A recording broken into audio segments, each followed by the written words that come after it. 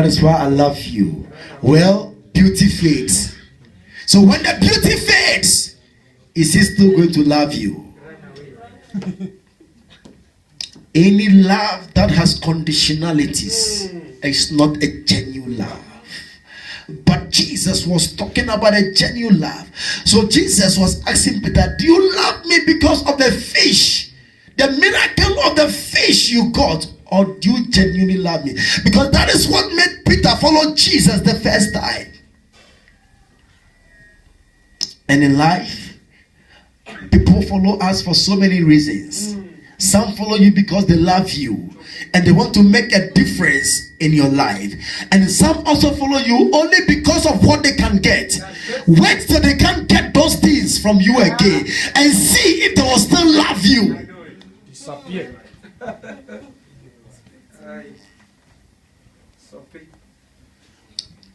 Do you love me more than this? Number two, it could be that Peter, do you love me more than these people love me?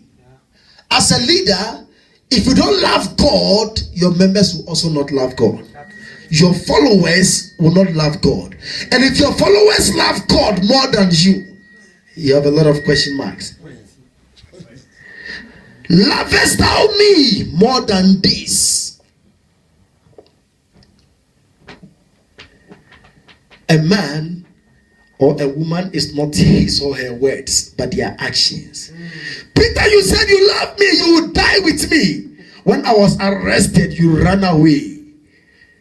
When they were persecuting me, you were there. You were afar off. People said that you were my disciples. You denied 3 times. So let me also ask you 3 times. Are you sure that you really love me? God will ask you the same question 3 times. God will ask you over and over again. You see, there is something with God about the number 3rd. And also that was the 3rd time Jesus was appearing to his disciples after his resurrection. Why are we in church tonight? If you are in church because of Pastor William, then the least thing I do, you can get offended and you will not come again. If you are here because of music, the day the music it does not flow very well, that is the end of your coming to church. Why are you following God? Is it because you need marriage? So does it mean that if God does not give you the husband or the wife, you will stop serving God? Lovest thou me? I pray that God will bring us to the place where when we say we love God, we really mean what we are saying. And it's not just mere words. I know that this is not a message that will make us shout and jump from our chairs and say, I receive it. But these are the messages that will make a difference in our lives. Yes. Because if we can be sincere and check our standing with God, we have not been very fair to God. But Paul says in Romans chapter 12, I beseech you. That word beseech is the Greek word parakalio, meaning I beg you, looking at the mercies of God, that ye present your bodies a living sacrifice, holy and acceptable unto God, which is your reasonable service. So be not conformed to this world, but be ye transformed by the renewal of your mind. And we live in a world that is so easy to conform to. Society has become very permissive. We have a lot of things like gay rights, lesbianism rights, a lot of rights.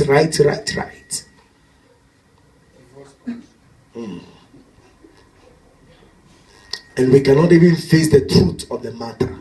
Even as pastors, when we are preaching, we are very careful of what you preach. Because you know that when you say something, some people will stop coming to church. So we have to preach to suit what people want to hear. And we are leading God's people to hell. But God will question us.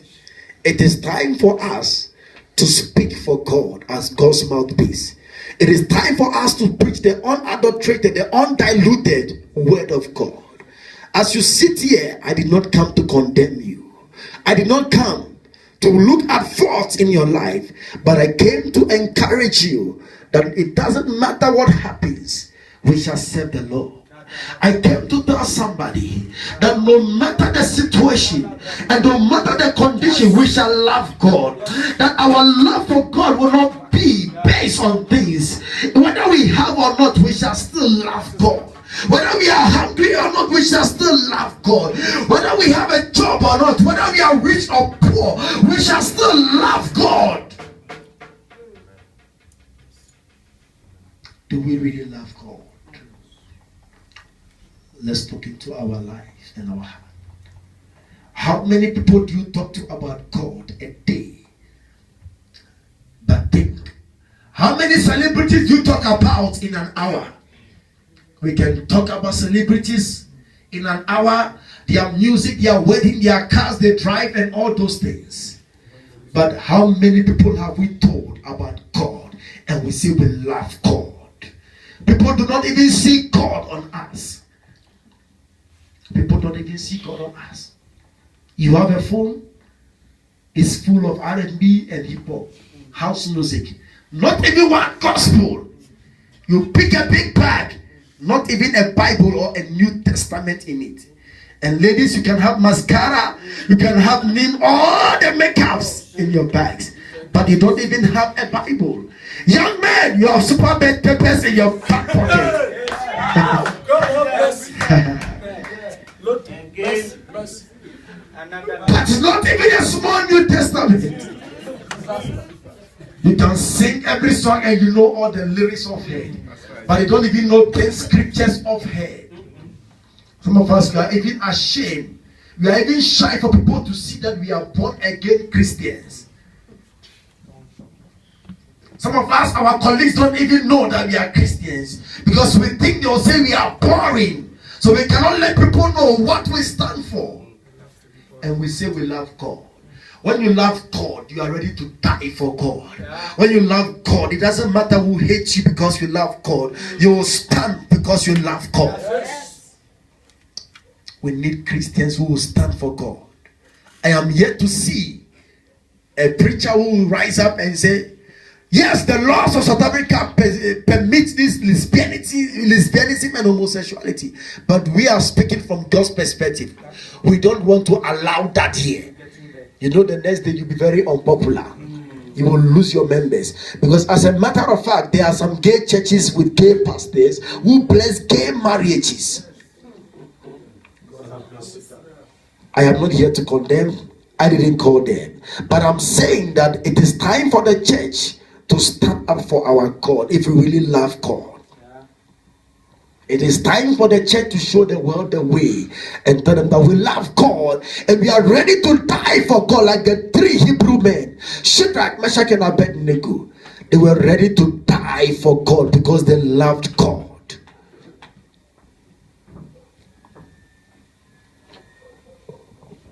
I pray that there will be a change. I pray that there will be a change. From tonight, I pray that there will be a change. If you can wake up and you get up in the morning and you can't speak to God for 20 minutes or even for 5 minutes, and yet you can speak to men for 2 hours and 3 hours, and we love God. Listen, Jesus preached simple messages. Love your neighbor. If you have 2 clothes, somebody doesn't have any, give the person 1. Feed your neighbor.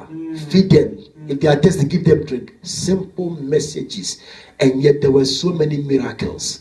There were so many breakthroughs. But we preach so much revelation and yet little miracles. You see, the word of God should be very practical. You should move out of here knowing what to do with what you heard. And these are things that will help us. It is time to go back to God.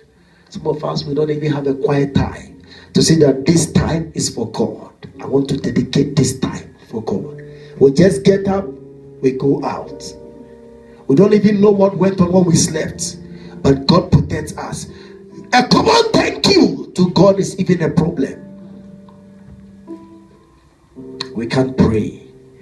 We can't spend time in the Word of God.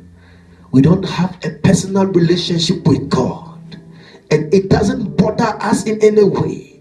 Many of us these days, we can't even pray. And it's okay. We are walking in life based on experience. Experience. Because we are saying that the grace of God is there. I believe in grace, but I believe that we must have a constant relationship with God. Our love for God must be very bold, must be very firm and very sound. We must be rooted and grounded in the love of God. I came to tell you, and I came to ask you, do you really love God? When you say you love God, do you love Him because of what He did for you? Is it because of what you have heard about Him, or you love Him for who He is? Why do you love God? I want you to rise to your feet tonight.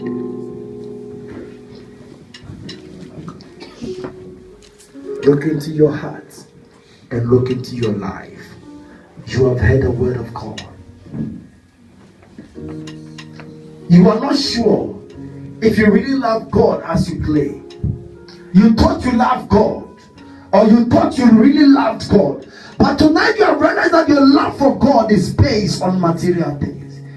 And you are saying that, Father, I want to reconnect to you.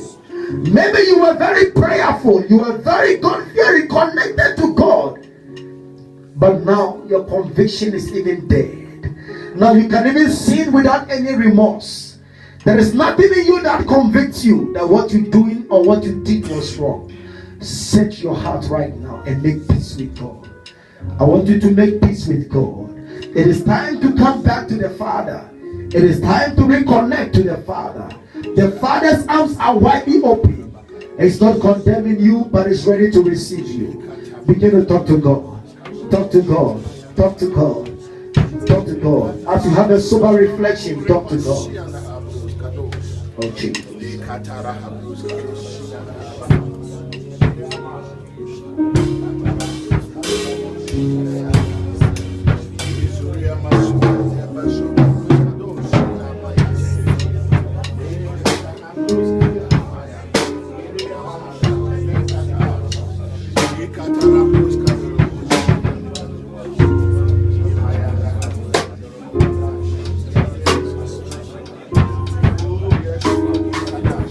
It is time to make peace with God. Some time ago, it just started at 8. By 6, you're already in the church room. But today is a struggle to even go to the house of God. Weigh your love for God. Some time ago, you used to support the work of God with all your resources. But it's never the same again. If you love God, you can freely give everything you have to God without any struggle.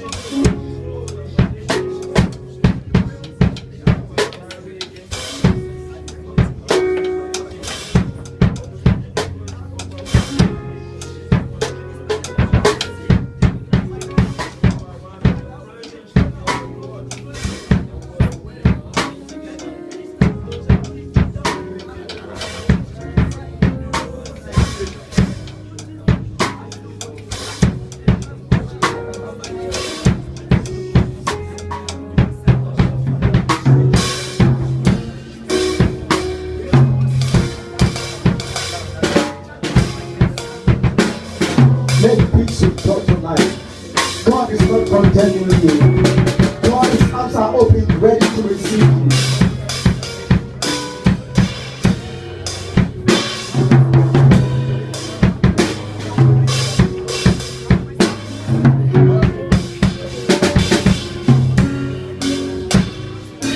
Talk to God right now.